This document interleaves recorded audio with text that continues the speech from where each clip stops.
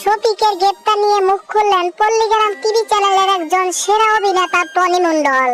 হ্যাঁ বন্ধুরা, তোমরা ঠিকই শুনেছ। এবার শফিককে নিয়ে একই বললেন টনি, যা শুনলে তোমরা অবাক হয়ে যাবা। ভিডিওতে একটি লাইক দিয়ে আমাদের এই ছোট্ট চ্যানেলটিকে সাবস্ক্রাইব করে আমাদের সাথে থাকো। একটি মেয়ের সাথে শারীরিক সম্পর্ক করায় কয়েকদিন আগে গ্রেপ্তার হয় শফিক গ্রেপ্তার হওয়ার পর থেকে শফিককে নিয়ে এক একজন এক এক ধরনের ভিডিও বানিয়ে যাচ্ছে।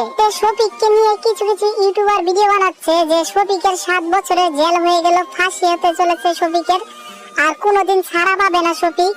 এসব ফেক কথা। পল্লীগ্রাম চ্যানেলে যারা ভিডিও দেখে টনিকে না চেনে এরকম মানুষ খুঁজে পাওয়া যাবে না।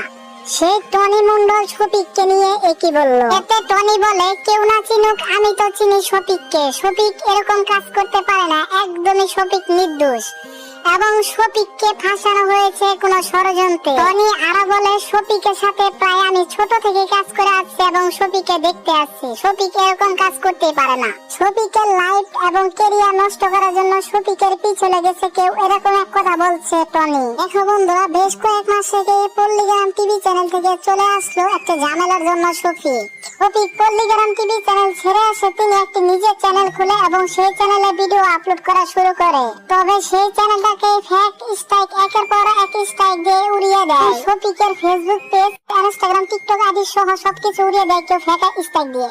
বেশ কয়েক মাস থেকে শফিকের সাথে এরকম ঘটনা ঘটেই যাচ্ছে। বন্ধু, শফিক কি একজন মানুষ না? তার জীবনে কত কষ্ট আর পার করবে, একের পর এক কষ্ট থেকে উঠতে পারছে না এই শফিক। এই মেয়েটি শফিককে ফাঁসিয়ে দিয়েছে। সেই মেয়েটির সাথে কিন্তু শফিক সত্যি প্রেম করছিল।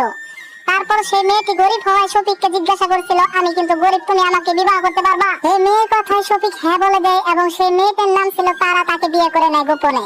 সেটা কিন্তু ধর্ম মোতাবেক বিবাহ হয়েছিল, যেহেতু তারা মুসলিম। কিন্তু 18 বছর না হলে কিন্তু আইন মোতাবেক বিয়ে হয় না। বন্ধুরা, তোমরা এখন বলতে পারো, যদি সেই মেয়েটিকে শফিক বিবাহ করে তাহলে সেই মেয়েটি কেন শফিক এনে মামলা করলো? হ্যাঁ, তোমরা সত্যি শুনেছো যে সেই মেয়েটিকে বিবাহ করেছিল শফিক, কিন্তু মেয়েটিকে ফেলে রেখে অন্য মেয়ের সাথে ফোনালাপ, অন্য মেয়েদেরকে নিয়ে হোটেলে থাকতো। সেই মেয়েটি সহ্য করতে পারতো না। শফিকের সেই বিবাহিত মেয়েটি আরো বলে শফিককে কয়েকবার আটকানোর চেষ্টা করছে, মেয়েদের কাছ থেকে দূরে রাখার চেষ্টা করছে, কিন্তু আটকাতে পারেনি। তাই বাধ্য হয়ে শফিকের নামে ধর্ষণের মামলা করে এই মেয়েটি। এতে শফিকের বাবা মা দুঃখ প্রকাশ করছে যে আমার ছেলে এরকম কাজ করতে পারে না। এছাড়াও বাংলার মানুষ নেটিজেনরা বলছে। এতে টনি বলে, আমি ছোট থেকে শফিকের সাথে কাজ করে আসছি, শফিক এরকম কাজ করতে পারে না। বন্ধুরা, এই টনির কথায় যদি তোমরা একমত থাকো অবশ্যই কমেন্টে লিখে যাবা শফিক কি আসলে দোষী নাকি তাকে দোষারোপ করা হচ্ছে। আর আপডেট ভিডিওগুলো পেতে আমাদের এই ছোট্ট চ্যানেলটিকে সাবস্ক্রাইব করে দিও। ধন্যবাদ। আসসালামু আলাইকুম। রিকোয়েস্ট করলাম ভাই, আমাদের এই ছোট্ট চ্যানেলটিকে সাবস্ক্রাইব করো।